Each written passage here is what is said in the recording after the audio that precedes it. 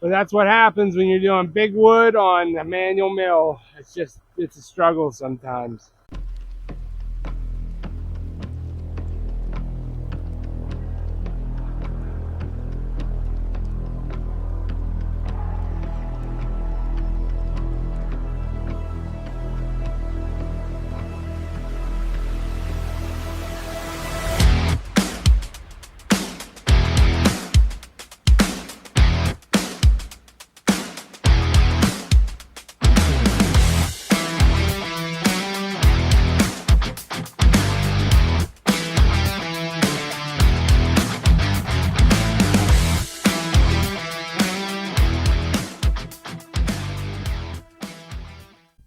What's up, everyone?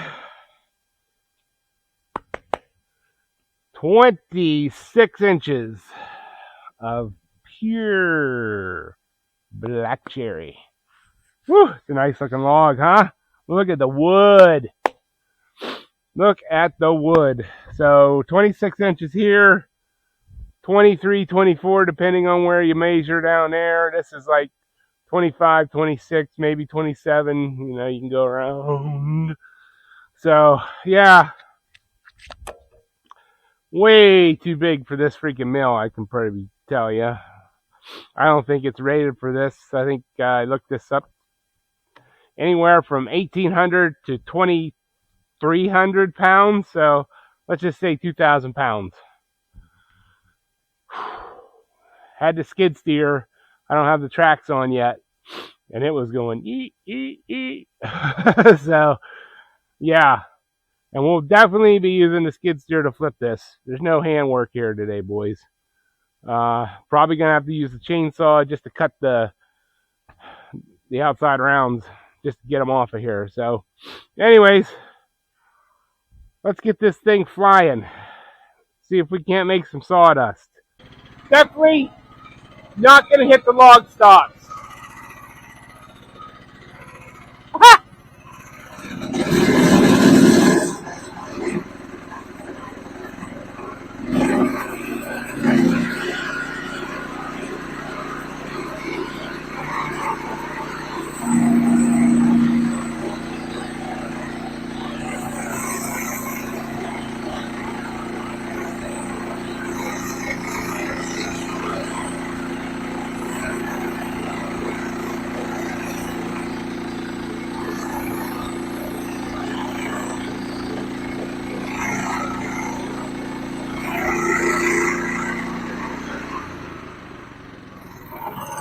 Alright, so now the log clamps are so far out I can't get my carriage past it, so I have to switch over to this one and take that one down.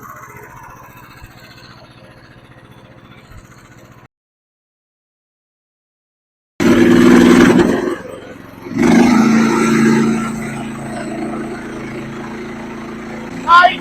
Let's be tight!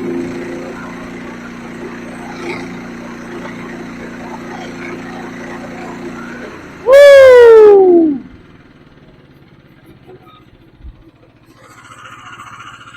I was very close to hitting the blade guide. Alright, let me get this big behemoth off. I'll bring you back. Alright, so normally I would just take this, drop it down, take another cut off of here. But from about right in here out, I can't go any lower because of this. Because it's going to hit my blade guide. So I think I'm just going to take the chainsaw, cut this.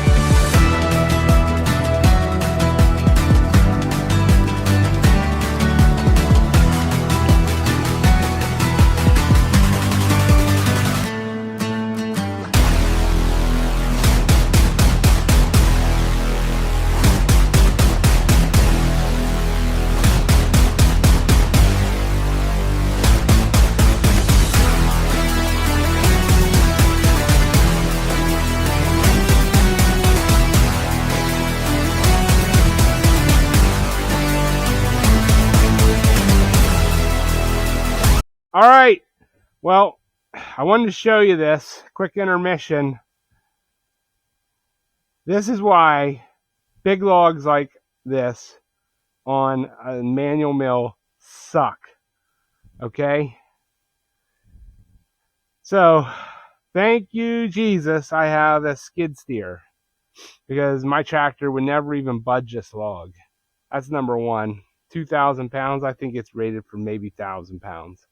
So, anyways, I don't know if you've seen there at the end of the time lapse, but I was struggling. It was sitting there, but it wanted to fall off.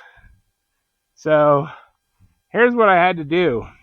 I got it where it was, after these things fell off 3 times, I finally wised up. I have this pull rope right here. So I attach that to the tree. Hold on. And then it comes over here as far as it'll make it. And then I put a ratchet strap around the log and then wrapped it to the frame. Okay? Now, that is tight as Dick's hat band. That's an old saying. But yeah. So we're going to, I think I have this pretty close to being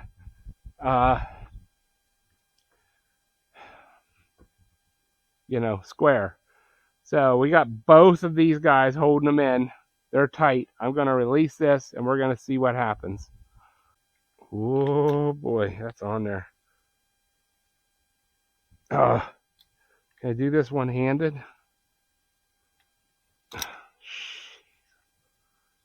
It's got to be turned upside down. Why are you turned upside down?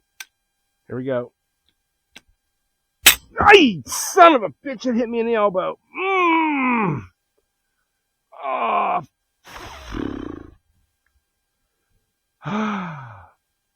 Another reason why these big logs suck. Oh man, that hurt.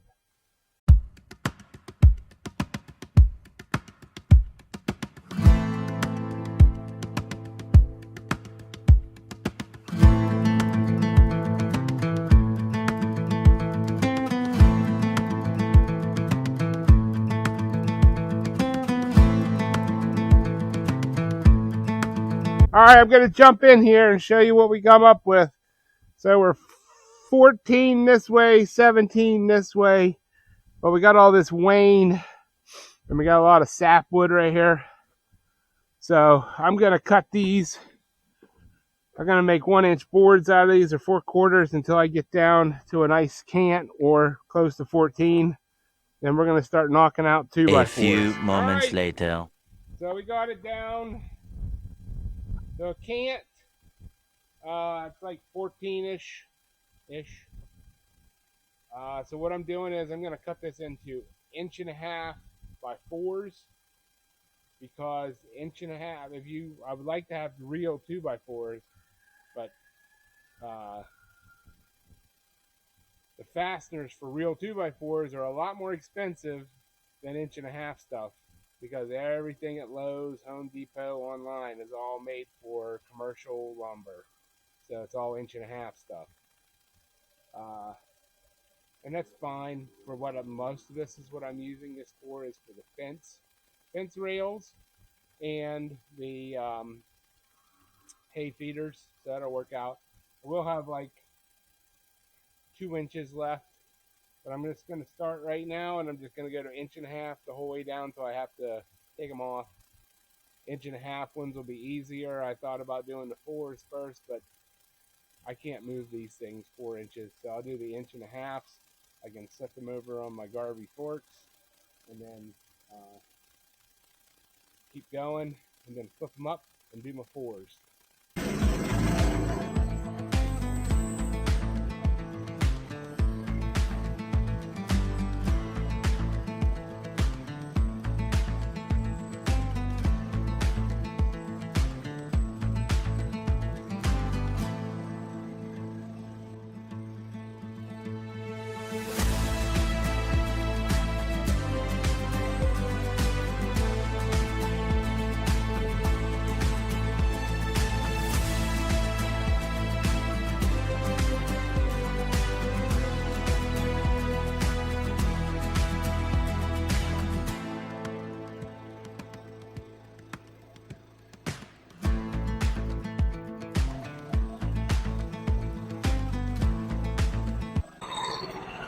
Getting down to it, people. Getting down to it.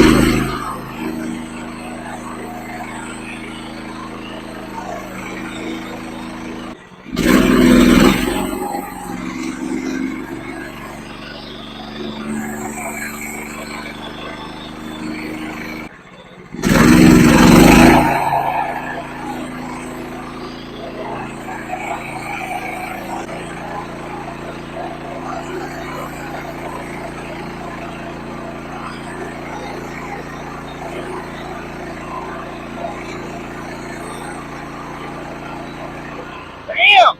We're done. Put the fork in it. All right. Wow. That's a long time to be doing one log. Oh, but that's what happens when you're doing big wood on a manual mill. It's a struggle sometimes. So I ended up with 27 2x4s, a 3.5x4, 7 2x2s, and then I got these flitches that I have to take care of. That's not happening tonight.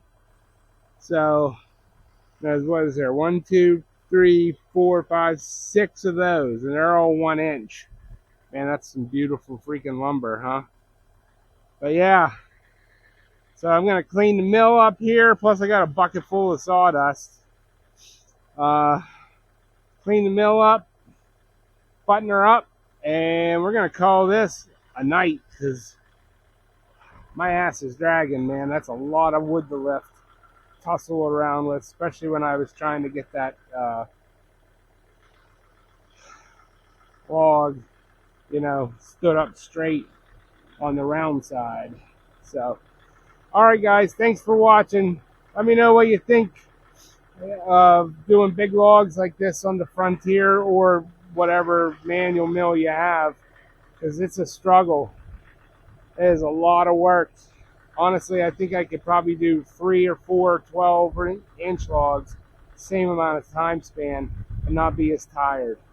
So let me know in the comments, and we will catch you on the next one.